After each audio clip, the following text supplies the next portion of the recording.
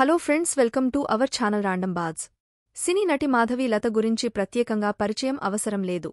నచ్చావులే, స్నేహితుడా వంటి చిత్రాలతో హీరోయిన్గా మంచి గుర్తింపు పొందింది.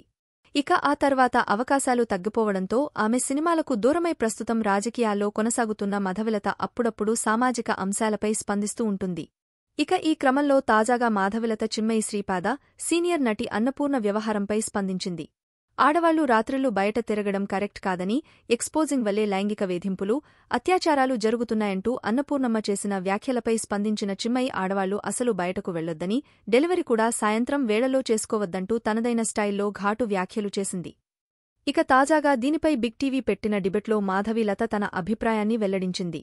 ఈ సందర్భంగా ఆమె మాట్లాడుతూ, ఒక్క మన దేశంలోని ఆడవాళ్లపై అఘాత్యాలు జరుగుతాయనడమన్నది పిచ్చితనం. ఇది మనిషి ఆలోచన సరళిపై ఆధారపడి ఉంటుంది. మోడ్రన్ డ్రెస్లు వేసుకుంటున్న ప్రతి అమ్మాయిపై లైంగిక వేధింపులు జరగడం లేదు కదా. మన దేశంలో ఉన్నంత ఫ్రీడమ్ కూడా కొన్ని దేశాల్లో లేదు. రీసెంట్గా యూకే గురించి విన్నాను. అక్కడ రాత్రి అయితే ఎవరూ బయటికి వెళ్లరు. రాత్రి 9 గంటల తర్వాత అక్కడ రక్షణ అనేది లేదు. 9 తర్వాత ఎవరూ బయటకు రారు. మరి అక్కడ ఇలాంటి ఘటనలు జరగవా అంటే జరుగుతాయి. ఇది కేవలం వ్యక్తి ఆలోచనపై ఆధారపడి ఉంది. ఒక్క మోడ్రన్ డ్రెస్సుల వల్ల ఇలాంటి దరిద్రాలు జరుగుతున్నాయంటే మరి చిన్నపిల్లలు, ముసలివాళ్లపై కూడా రేప్లు జరుగుతున్నాయి. మరివారు ఏం చేస్తున్నారు? డ్రెస్సింగ్పై నేను తప్పు పట్టను. ఇంట్లో తల్లిదండ్రులు మారాలి. పిల్లలను పెంచే విధానంలో మార్పు రావాలి.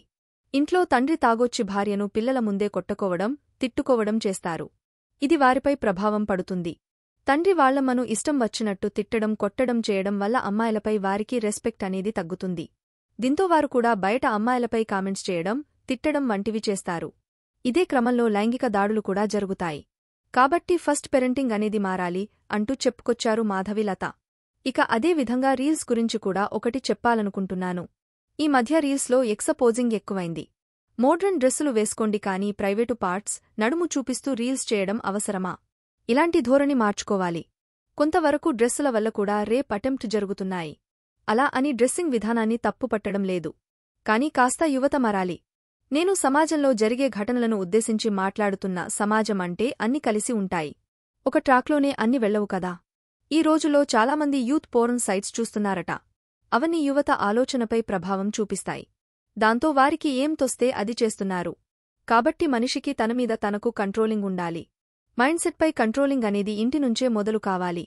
అది తల్లిదండ్రులు చిన్నప్పటి నుంచి పిల్లలకు నేర్పిస్తూ ఎప్పటికప్పుడు వారు ఏం చేస్తున్నారో, ఎలా ఉంటున్నారో గమనిస్తూ ఉండాలి అని తన అభిప్రాయాన్ని వెల్లడించారు.